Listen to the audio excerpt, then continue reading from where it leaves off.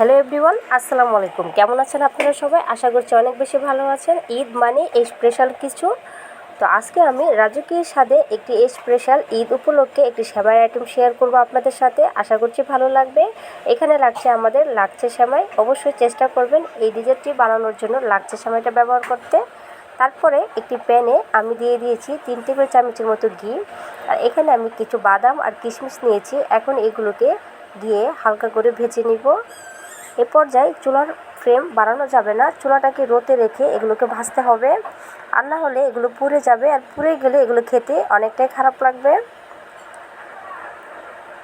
তো এইভাবেই 2 থেকে 3 মিনিট এগুলোকে আমি ভেজে নিব। যখনই দেখবেন কিশমিশগুলো ভাজা হয়ে গিয়েছে, এরকম বলের মতো ফুলে উঠবে।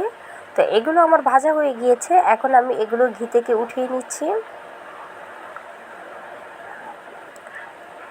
এখন বাদামগুলো একটি সাইডে সরিয়ে দিচ্ছি। আর এই যে আমি এখানে 1 প্যাকেট সেমাই নিয়েছি। এখন এই প্যানে সেই সেমাইগুলো আমি খুব ভালো করে এগুলোকে ভেজে নিব।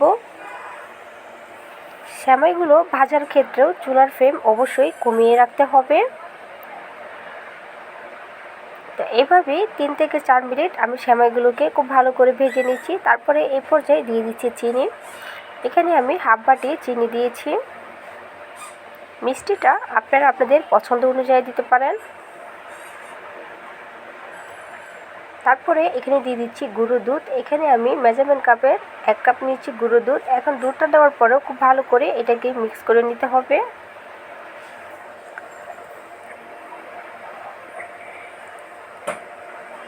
তো এইভাবেই আমি আরও 2 মিনিটের মতো সেমাইটা ভেজে নিব। এতক্ষণ পর্যন্ত ভাজবো যতক্ষণ না সেমাইটা মচমচে হয়ে যাচ্ছে। তো এখানে মনে হচ্ছে ঘির পরিমাণটা কম হয়ে গিয়েছে। এখানে আমি আরও 1 টেবিল চামচের মতো ঘি ব্যবহার করছি।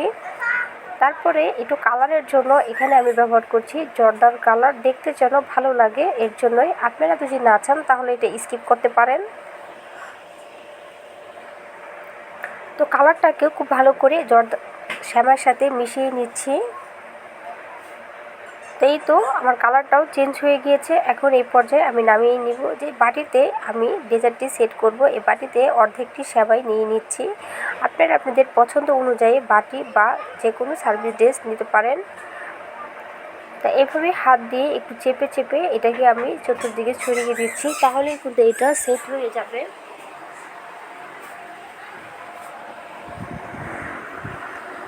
এভাবে পেঁচালার দিয়ে একটু সেট করে নিচ্ছি। এই তো এটা হয়ে গিয়েছে। এখন একটি সাইডে রেখে দিব।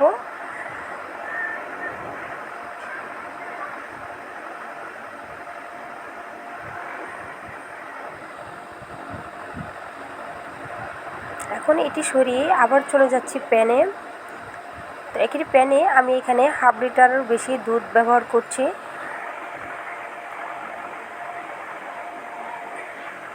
তারপরে দিয়ে দিয়েছি এখানে 3 টেবিল চামচের মতো চিনি, আর দিয়েছি হাফ বাটির মতো গুঁড়ো দুধ। তারপরে এখানে আমি দেবো কনডেন্স মিল্ক। এ পর্যায়ে কিন্তু চুলাটা আমার অফ আছে। এখন সব কিছুকে খুব ভালো করে মিক্স করে নিচ্ছি। এখানে আমি চিনির পরিমাণটা এর জন্যই কম দিয়েছি, মানে এখানে আমি যেহেতু কনডেন্স মিল্ক ব্যবহার করছি এর জন্য চিনির পরিমাণ কম দিয়েছি। তারপরে এখানে দিয়ে দিচ্ছি 4 টেবিল চামচের মতো কাস্টার্ড।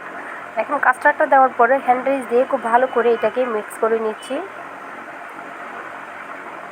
তো এটা আমার মিশানো হয়ে গিয়েছে। এখন আমি চুলার ফ্লেম অন করে দিচ্ছি।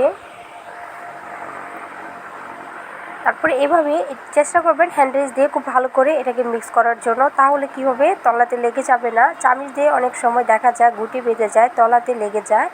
এর জন্যই এটা একটু হ্যান্ড উইস্ক দিয়ে করলে ভালো হয়। তো এইভাবেই আমি এটাকে জাল করে নেব যতক্ষণ পর্যন্ত না আমার ক্রিমটা ঘন হয়ে যাচ্ছে। তো দেখতেই পাচ্ছেন যেহেতু বলক চলে এসেছে, তার সঙ্গে সঙ্গে কিন্তু আমার ক্রিমটাও অনেকটাই ঘন হয়ে গিয়েছে। তো আমার ক্রিমটা হয়ে গিয়েছে। এখন ক্রিমটাকে আমি চুলা থেকে নামিয়ে নিচ্ছি, এর বেশি ঘন করব না।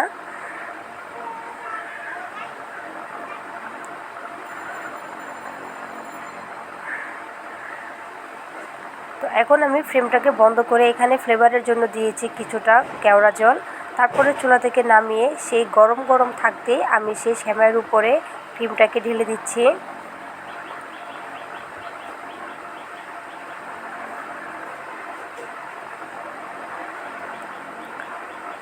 তারপরে বাকি যে অর্ধেক শ্যামা ছিল এটা এভাবে উপর থেকে খুব ভালো করে ছড়িয়ে দিচ্ছি।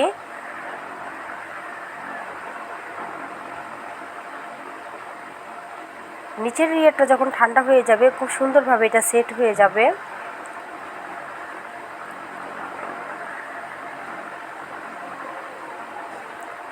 তো এভাবেই সবকটা সেমাই আমার দেওয়া হয়ে গিয়েছে। উপরের লেয়ারটা এভাবেই সুন্দর করে সেমাই দিয়ে গুছিয়ে নিয়েছি। তারপরে এখানে দিয়ে দিচ্ছি যে বাদাম আর কিশমিশগুলো ভেজে রেখেছিলাম।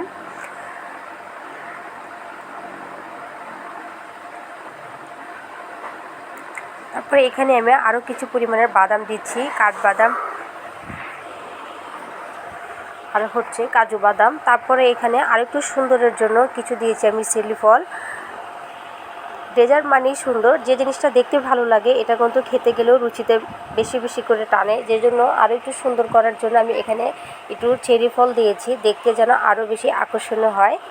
এর জন্যই আপনারা আপনাদের পছন্দ অনুযায়ী ডেজার্টটি পরিবেশন করতে পারেন। তো এই ঈদে একবার হলো এরকম একটি স্পেশাল ডেজার্ট আপনার ডাইনিংয়ে রাখবেন, আশা করছি আপনার ডাইনিংয়ের সৌন্দর্য বাড়িয়ে দিবে। তো আজকের ভিডিওটি কার কার কাছে ভালো লেগেছে অবশ্যই আমাকে কমেন্টে জানাবেন। আর যদি ভালো লাগে সাবস্ক্রাইব করে দিয়ে আমার পাশেই থাকবেন, বেল বাটনটা ক্লিক করে রাখবেন আমার পরবর্তী নোটিফিকেশন সবার আগে পাওয়ার জন্য। তো দেখেই বুঝতে পারছেন এটা কতটা পরিমাণে মজা হতে পারে আর এতটা সুন্দর লাগছে যে খাবো কি দেখেই মন ভরে গিয়েছে। তো আজকের ভিডিওটি ছিল এই পর্যন্তই। সবাই বেশি ভালো থাকবেন, সুস্থ থাকবেন। দেখা হচ্ছে নতুন আরও একটি ভিডিওতে। আল্লাহ হাফেজ।